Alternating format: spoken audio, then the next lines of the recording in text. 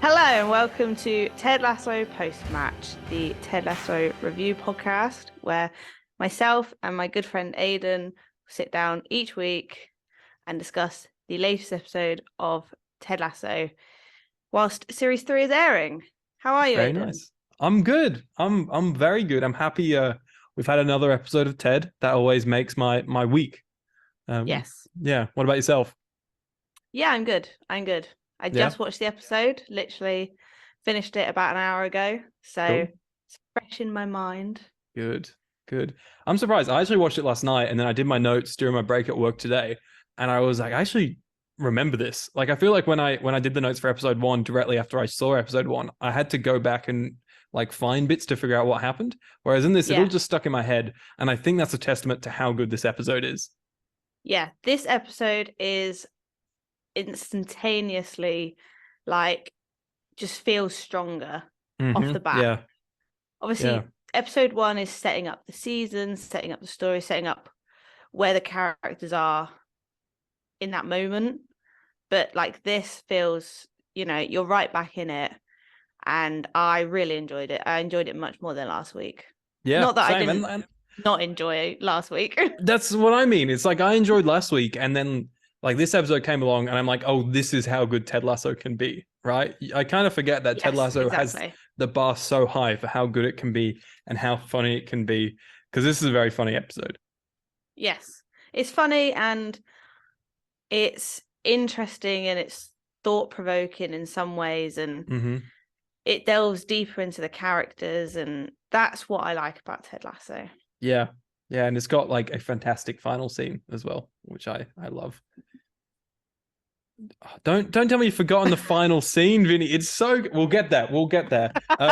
This episode, it's called, I don't know how to say this, because it's called I Don't Want to Go to Chelsea, but I Don't Want to Go to is in brackets, and then it's just Chelsea for the rest of it.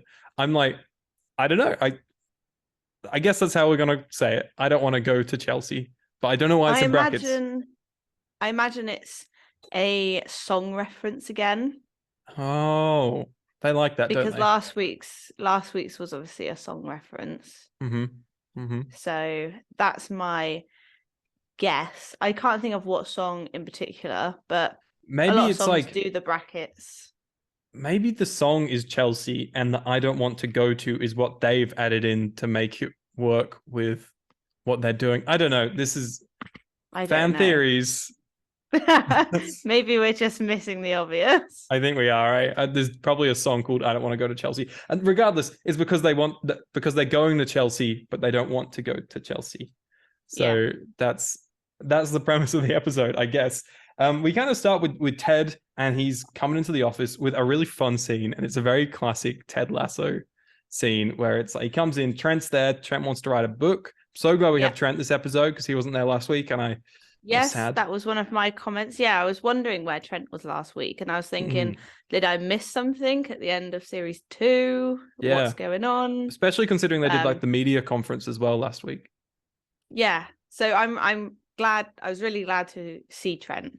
My boy, Unlike Roy. Trent. We'll get to that. And so they're like, yeah, Trent wants to write a book, and Ted's like, oh yeah, let me think about that. Oh, it's a classic scene. Yeah, it's so good, and everyone's like shaking their heads like, no, don't let him write the book. It's very good. What I like about that scene is that I feel like everyone's been in that sort of scenario where you're like, oh, let me just ask my mate, and then you're hoping that they're gonna say no. Yeah Because I've been in it, and he says yes, and it is just funny. Yeah, typical Ted. Yeah.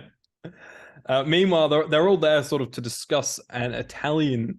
Is that an Italian player? I didn't catch his name, but there's a great scene, a shot of him. Narvak? Zava. That's right. Zava. You're better at this than me. There's like a video of him in a shopping center. That's true. I'll give you that.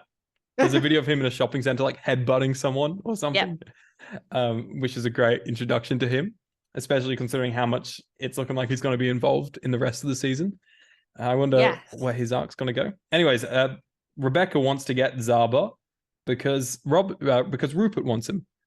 And so that's once again her just trying to make decisions based off of what Rupert wants. Eventually, and she'll what let him go. Rupert's doing. Yeah.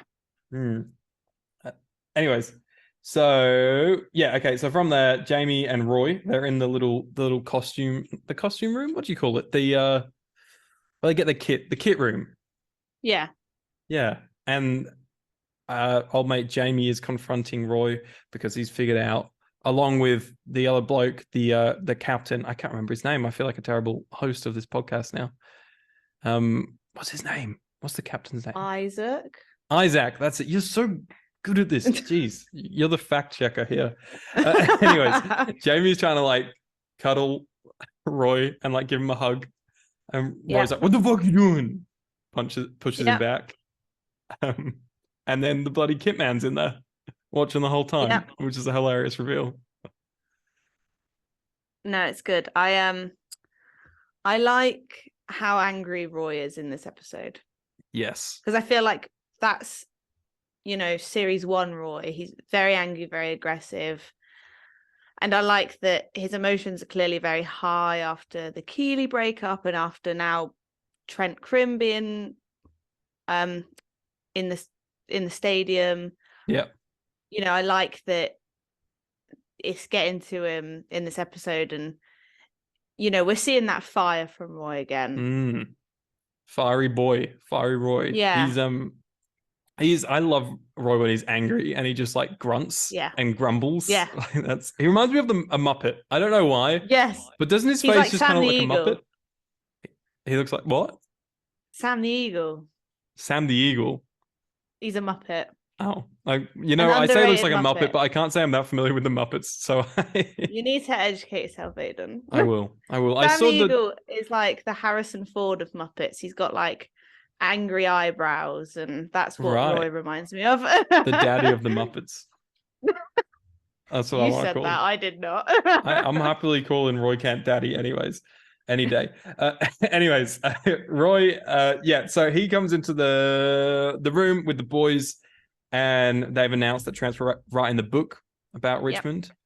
And he's like, nobody fucking talking when he's around, right? He's angry. He's an angry boy.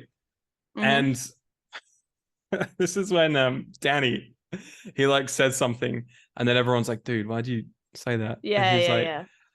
Fuck you, Trent Crimm. And his line delivery is the funniest thing ever. It's so good. I love that man. That the whole, was it that scene? Yeah, that whole scene in the locker room was phenomenal. The way that each character sort of had a line, delivered it flawlessly. When they're like, "Oh, is this about us? Why are you annoyed? Like about us potentially signing what's his name, Zava?" And then it's like, "Oh, what?" And it's like, "Oh no, are you annoyed about Trent Crimm?" And then they're like, "What?" And then they break it to Ted and Coach Beard that Roy and Keeley split up, and then Ted nearly faints, and it's just so Oh, I forgot about the faint. Yeah, that's so good. It's spot on. That scene is like just why I love the show so much. Especially when Roy comes in and people have to hold him back from Jamie. Yeah. It's brilliant. I think in that scene you instantly find out so much about all the characters. Yeah. Just by how they're reacting to the news and everything. And it's just so good. It's so good. It's so good. It's perfect. It's so intricately written as well, though, the way like all these plot lines kind of come together, and there's lots of characters who are kind of background characters, but they all get like moments to shine in scenes like this, which I think is cool. Which this episode in particular, I think was good because it people like Roy, who didn't get as much screen time last week, Trent Crimm, they sort of brought a lot of the characters that were sidelined last week into the foreground. So it's great in doing that. To do that, and Ted's kind of in the background a little bit more this week, but still very present. What did you think about not seeing Nate? That was an interesting choice. Like he obviously didn't need to be in it. Yeah. So there's that, but I'm also like I'm curious to see him develop more and to see more of his relationships or lack of relationships that he builds at West Ham. Yeah. So, but I'm sure, we've got 12 episodes. I'm sure his redemption isn't going to happen, if it does happen, until far later in the season. So I'm sure we're going to have Yeah, quite a few defo. episodes of that. And I think that it's I would get a bit bored of seeing Nate being an asshole Yeah. every episode. Like with Roy, yeah, Roy is aggy and shouty, but Roy is a good character and he's a good person and everything like that. Whereas like Nate, I feel like it would grind on me personally, but also like other viewers if like every single episode was just the contrast between Nate and Ted's coaching. Yeah. So like I was sort of, it was a nice, even though it's only episode 2, it was a nice break from that to focus on other things. I wonder know that that's going to be an integral part of this season. Yeah, definitely. I'm curious what it would have been like if they made Nate go with Rupert to try and get Zava. And if I'm curious, like there could have been a cool scene where Rupert trusts Nate to go talk to Zava, because he's been like a bit of a prick about it. He ends up like signing with Richmond instead of West Ham. And then Nate screws up. Yeah. Yeah. And then that could be like maybe the start of him starting to think about maybe he's going too far. I don't know. We don't know where this is going at all, but that's just a curious scene. Could have been cool. I liked the use of Rupert in this episode. He's good. And he's looking like Darth Vader. Jumping ahead a bit. Yeah. But I like that, they're mentioning him throughout the episode. With Higgins being like, he can't do anything. And Rebecca's like, you don't know that. Yeah. And then obviously like he turns up at the Chelsea game. Yeah, Higgins keeps jinxing it. Yeah. And I like that we don't like, I found it interesting. I wasn't paying attention to the opening credits in this episode, but in the first episode, Anthony Head, who plays Rupert, is billed as main cast, not guest starring. Interesting. And I do like that, because I like Anthony Head anyway. I think he's a good actor, but Rupert's character is really interesting and we don't know a lot about him. And what I liked in this episode is that whilst he's sort of sweet talking Zava, it's Rebecca telling Keeley about him and how they ended up together. Yeah. And I think that just summarizes him perfectly. He is just like, that's why he's there. He's there to sweet talk the footballer just to benefit himself. That's what he did with Rebecca years ago. That's probably what he's done to his new missus. Yeah. You learn so much about him in that just little scene, especially with how like emotionally raw it is for Rebecca when she's like telling Keeley about it. That her performance there is really good. It's once again, it's so intricately written. Like they're pushing the plot forward, both in terms of Robert at West Ham, sorry, Rupert at West Ham, and is it Rupert or Robert? I asked this last week, and I keep like getting confused. It is Rupert. Okay, Rupert at West Ham, and then the Zava stuff. But then it's also giving more backstory and more reason for you to care about the rivalry between Rebecca and Rupert. So that stuff's so good. And just the imagery of bloody Rupert in the really dark rooms when he was talking to Rebecca, and then him walking down the corridor, and it's that shot from behind, and he's got like basically a cloak. And I'm like, man, they're going hard on this Darth Vader, like Death Star stuff right now. Yeah. Very cool. But Vader has redemption at the end of Return of the Jedi. Will Rupert? Ooh, maybe they're actually going to stick really close to that. But instead of Rupert being redeemed, he'll be like more of the Emperor kind of thing, and Nate will be who gets redeemed. But this is the thing, like with Ted Lasso, with how it's going, you think Nate will have the redemption, Rupert's evil, but Ted Lasso just has a way of flipping things on its head. What if that wasn't the case? I think the difference is like we've seen that Nate can be a nice guy. Like he's got human qualities, like how much he wants to impress his parents and stuff like that. Whereas Rupert is just like, you've never seen him be nice. Yeah, but that's why it'd be such an interesting way to go if they decided to really throw a spanner in. Yeah, Interesting. It's an Okay. Anyways, unpredictable show. the boys in. Oh, wait. Okay, now let's go to Keely. All right, because Yep. Keely, she's obviously trying to get this business off the ground, which seems to be going well. She bumps into a friend at a recording for an advert or something with a go on a stage. I was so confused because we were on that shop for Yep. so long. I was like, what are we Yep, me doing? too. Yeah, but very good. She bumps into an old friend and just instantly kind of recruits her. And her, what's that? Like her, some kind of manager that she has working for her or something. It's her like finance advisor or That's something right. like Yeah. that. And she has a lot of snow globes and she's not happy about this whole situation. Also, a side note, the Yep. actress that plays her is a woman called Katie Wicks. I think that's her name. She's very funny. She's in a couple like UK sitcoms, Right. and she's hilarious. And she was also on a series of Taskmaster in the UK. And she's just when I saw her in the first episode, I was so chuffed that she's in it. So I really hope we get to see more of her. I think Just because so. she's very funny.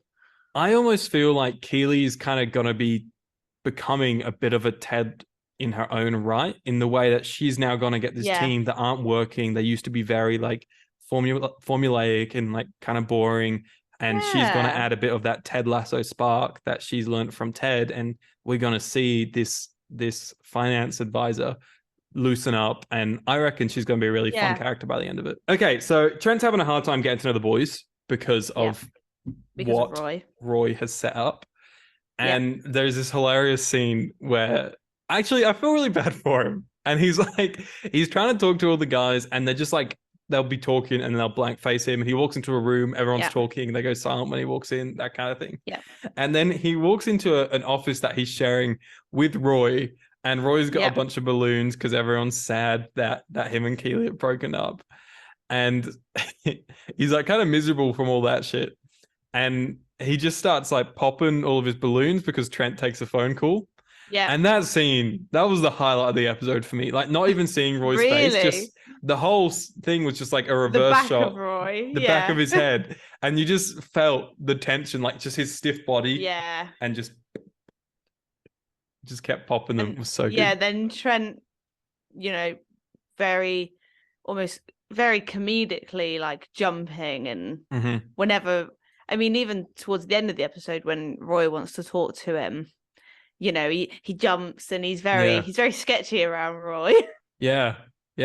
I've always thought Trent was like a very good character from like episode 2 or 3 in series 1, where he meets with Ted. You get these kind of human moments, but in this episode, like you really felt like sympathetic for him and how hard, I don't know, it just was really hard for him. I could see like breaking into this Richmond because everyone's giving him a bloody hard time. And like the moment when he really tries and he goes up to Roy in the car park and Roy's like, fuck off. Yeah.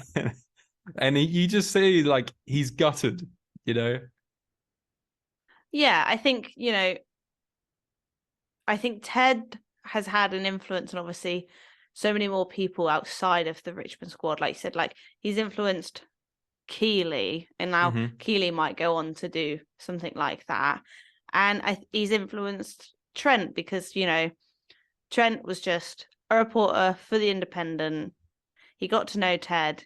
He wrote that article about him saying like how that like back in series 1, like how he wants him to do well. And then when obviously Nate sold the story about him, Trent was upfront and honest with Ted. Yeah. And it's like, what I like is that they really make you care about characters that you don't expect to care about. Definitely. That's so good. Because I think Trent's gonna be an integral part of the team in this season. Yeah. And you would never expect that from series 1. I'm definitely curious where this whole book thing's gonna go. I think it's gonna come into play big time in the finale. Like it's all gonna lead up to that, I think. Yeah. Very curious. We get to Chelsea. And everyone's screaming for Roy because he's here, he's there, he's every fucking where, and he like stands up, and you can see he's a bit off, and we'll come back to that in a bit.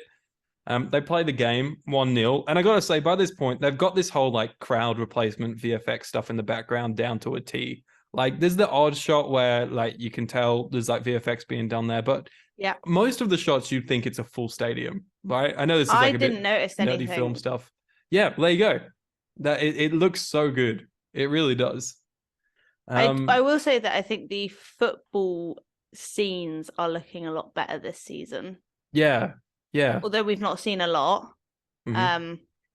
Obviously back in like series 1, I do think it looked not the best. I'm not going to hate on it, like, because when I talk to people about Ted Lasso and I tell them that they should watch it, and then they ask what it's about, and I'm like, oh, it's about football. Yeah. They instantly go off of it, but I'm like, well, it's not. There's not a lot of football in it. So like, because there's not a lot of football in it, I don't mind that the scenes aren't that great, but they are looking a lot better this season. Yeah. And I enjoy the football games. Whenever there's a game where they're versing a team, I always just think they're really good. I enjoy them. And I love, we got to see the boys in the pub again cheering with, was it Marge? Marge, is that her name? May, that's it, at the pub. I'm terrible with names. Holy shit. You really are. I know. Who are you again? I don't know. This is my good friend Aiden. So going into halftime, it's 1-0. Higgins is like talking to Rebecca about how he knows that Zava is gonna go to Chelsea, and he says something like, because my mum's dad's best friend's sister's girlfriend was on a plane and she can lip read, and she saw him say the word Chelsea multiple times. Yeah, exactly. I think I knew sort of from that point, especially like, you know, he mentioned Chelsea, turns up to the Chelsea game. I sort of knew that he wasn't going to sign for Chelsea. I mean, they're not putting this much attention on this character for him to sign to Chelsea and then us never see him again. I thought he was definitely going to go to West Ham, because I was like, oh, that would be cool to see him, and maybe he'll become... the one thing that I find when it's like team versus team stuff often in movies is you'll often have like, you'll have the good guys and the whole team really fleshed out, and then the bad guys will just be like one person and the rest of them are stormtroopers, you know what I mean? And so I was like, that would be cool if Zava did go to West Ham and they flesh him out a little bit at West Ham and he becomes another. With so you Nate, have like Rupert, Zava, and Nate. There's like a sort of gang there. Anyways, Rebecca goes to talk to Zava whilst he's having a piss, and it's a great scene. I love like the whole time you can just hear him peeing in the background while she's just like going off at him, and then it kind of stops for a moment. And then it starts again. Carries on. And he's just silent the whole time. So when I was watching the episode, my brother came in and he watched it last night and he said it was a good episode, and he was like, Zava was on the screen at the moment, and he told, because a lot of the characters in Ted Lasso are based off of footballers in real life. So like Jamie Tart, he's a very Jack Grealish-esque character. Roy Kent was based off of Roy Keane, who's like famously a very angry footballer and a very angry man. They didn't even try and hide that, did they? They're like a lot of the, I think Sam Abasanya's like sort of based off of like a Bukayo Saka sort of character. All like, you can see sort of their imprints. And my brother told me that what's his name? Zava. He's based off of Ibrahimovic. I think that's how you say it. My favorite player, of course. I assume you have no idea who he is. Not a clue, but I assume he's not the nicest man and probably from Italy. So he's his international team is Sweden. Okay, but interesting. He currently plays for AC Milan. He used to play for Manchester United. Right. Very expensive player, but he said, like, you know, he was a very arrogant, like a lovable, arrogant player. And he said he did play for LA Galaxy. And my brother told me whilst I was watching the episode that when he got signed to LA Galaxy, he bought a 2-page spread in the newspaper and just wrote "You're welcome." Oh my God. After he was signed. So that's the sort of character that Zava's based off of. Holy shit. That's huge. So what I like is that if you're into football, like obviously I don't follow football massively, but like my brothers do. Mm-hmm. And I like that they can spot the characters and who they're very similar to that are actually real life players, either currently in the Premier League or like used to be. So I think that's really interesting. And Definitely. if he's going to be like Ibrahimovic and be, because he's coming across just in this episode, Zava's come across as like thinks he's better than everyone else, thinks he's God's gift. They sort of make him out to be that way. And what I found interesting, not to go on a massive tangent, but like that's how Jamie saw himself in series 1. Yeah, okay, interesting. And then obviously Jamie's now like a team player. And in this episode, you see like everyone is really excited at the aspect of Zava apart from Jamie. Yep. Yeah, interesting. And I think that's going to be an interesting dynamic on the team. I think that's really going to stir up some issues. That's a really good point. I think one thing with this being like the final season in at least the original 3-season Ted Lasso plan, I think they're really going to test how far all these characters have come. And so I think Jamie maybe being the one that has to work to try and bring Zava down to earth and work with the Ted Lasso team. I think that'll be a good test for him. Also, on the note of Zava, I think they might be setting things up for what you were saying in terms of Richmond ending up on top, because if they're like, they got away with this game being a draw at the end, and so they're doing okay for the first match. And now if they're getting like the best shooter in Europe, or one of the best, striker is what they call the best striker in Europe or whatever onto the team. Massive I'm like, football fan, Aiden. I love my soccer. That you are Ted Lasso. but maybe this does mean they're going to do really well if they're getting the best striker. I think potentially, but I do think that, you know, it's a risk in terms of both, you know, on the show, like with like football, it's a risk, but also like as just a show dynamic, I think it's risky to, in the last season, introduce a new character. Very true. Who I imagine is going to be like an integral part of the plot. Yeah. In the same way that like it's risky because Ted has worked with these lads on the Richmond team and built a bond with them. And, you know, he's got an odd way of coaching, but they're all used to it. And, you know, he's really gotten through to some of them. But to now put in a character who I imagine isn't going to listen a lot. Yep. And he's not going to take things too seriously because, you know, he knows that he's good. I imagine it's gonna mix things up a bit. It's gonna make things not run as smoothly. Yeah. So they could go in that direction as well. Yeah. Yeah. Very cool. All right. Quickly, we have a scene in halftime that is another highlight in the episode where Roy and Trent have to. Ted basically forces them to have to like have it out and figure out their problems. And I had a lot of respect for Roy for him being like, fuck it, let's just do it. And he's like, he just fully opens up about it. And he just happens to carry around this newspaper thing in his wallet every day of his life for the past like 20 years. I think that is sort of a normal thing.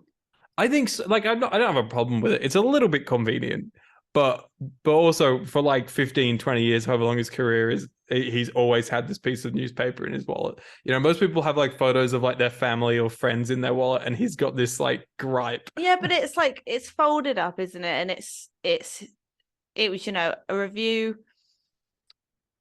on him and a negative one of his first ever appearance at 17. I think, you know, that is going to stick with him. So he is like quite literally like carrying that around with him. Yeah. And I think he probably used that as motivation a lot when he was playing. Yeah. Yeah. I don't think it's too far-fetched. It's not too far-fetched. I don't really have a problem with it. But it's like mildly convenient. But anyways, I love the comparison between these two guys and how they're kind of the same. Like they both were sort of trying hard to break into careers that are hard to break into. And and Trent said that Roy was kind of shit, and Roy said that he thought Trent was kind of shit. Yeah. So that was a cool comparison. And then them getting over that, I thought was really sweet. A massive W for Trent. Yes, and definitely. Then they go on to draw the game, which is really cool. Not only do they draw the game, but then Zava is like, yes, I'm going to play for Richmond. So huge wins all around. We talk about finding an MVP at the end of these episodes, and like everyone's kind of winning here. So it's going to be interesting to see who the MVP is. One last major scene, really, is that final scene where it's Trent, it's Roy, and it's Ted, and they're sat in Ted's office. And Roy starts chatting it out about sort of how he became so nostalgic when he was at Chelsea. Like, what was it that he was thinking about in the stands there? And I thought this scene was incredible. And one of the reasons I love the show so much, because the writing is so good. And he sat there and he goes, I was, one of the best players. And then I just had a season where I just couldn't catch up. And within that first game, I was like, I'm done. Like I know this is going to be bad, and I think eventually he like quit and moved to Richmond or whatever. Yeah. And then he goes like, I just wonder what would have happened if I just like stopped caring and just stayed there and just had fun. And this is obviously a metaphor for him and Keely, where it's like, so him and Chelsea, things got really hard and he just left. Yeah. And so now it's like him and Keely, things were getting really hard because of how busy they are. And he just left. It's become really clear in this episode that he's the one that broke up with her. And they even say like, oh, sport's one hell of a metaphor. And Ted's like, and a good nickname. Yeah, it's true. Yeah. No, I didn't pick up on that. Yeah. And it definitely, now that you've said it, I don't know. I feel they've really, in this episode, obviously, they've really focused on Roy, and they focused on Roy's, not only his relationship with Keely, but his relationship with, Trent and Ted and everything like that. But I think I will be really surprised if Roy and Keely don't get back together after watching this episode, because it seems like, neither of them are particularly happy. Yeah. And I think, it's gonna, Roy, I think, realizing those thoughts at Chelsea, now that you've said that, I think might help him realize them sooner, probably with the help of Phoebe. Yep. And for Keely, Ted says that thing. Yeah, when he I think it's when he says that's one hell of a metaphor, and then Roy kind of looks to Trent and then back to Ted and then back to Trent, and he just does his face that's kind of like, this fucking guy. Like he knows what Ted's talking about there. Yeah. And so I think this is going to be him starting to realize he's made a mistake, especially with Phoebe at the end of last week's episode saying that he's made a mistake. I think he's going to be trying to win Keely back over the next few episodes. I think like mid-season we can probably see them getting together. Maybe. We'll hope so. There is one last question I want to ask you before we wrap up. Is Jamie and Keely was obviously a thing in season 1, and then in season 2, Jamie said he's still got feelings for her. At the start of this episode, we saw how awkward he was around her, and then he found out that she was single again, and you could tell there was kind of something there in him, although he then did go straight to comfort Roy. Do you think he's going to have a crack at trying to get with Keely? Do you think he stands a chance at being the one that ends up with Keely? I don't think so. I think obviously, like, Jamie's gone through a lot of character development since him and Keely split up. But, I think that Keely, obviously, when Jamie finds out that Roy and Keely have split up, it's made to look like he's going after Keely, but instead he goes after Roy to see if Roy's okay, which I think shows the development of Jamie's character and how he's not just caring about himself. And then I think, towards the end of the episode, when Roy's at Chelsea and all the Chelsea fans are chanting the Roy Kent chant. Keeley looks really sort of proud. Yeah. And I don't think that they would have spent sort of 3 seasons developing Roy and Keeley's relationship to then just put Keeley back with Jamie. Yeah, back where they started kind of thing. Yeah. No, I think that's a good take. I agree. I think it would be lazy. Yeah. And I the think Ted so. Lasso writers aren't lazy, so They're very clever. Very clever. Yeah. Here at Ted Lasso Post Match, we love to crown an MVP at the end of every episode. Who was the most valuable player? Who got the most done this week? Who do you think, Vinny? You could go first. I went first last week.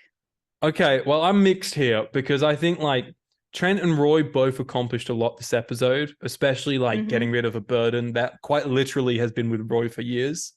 And Trent, you know, he's getting to write the book. He's got to know the boys a bit, and he's conquered that awkward hurdle, and he's going to be in there, and it's going to be easy for him to write from now on.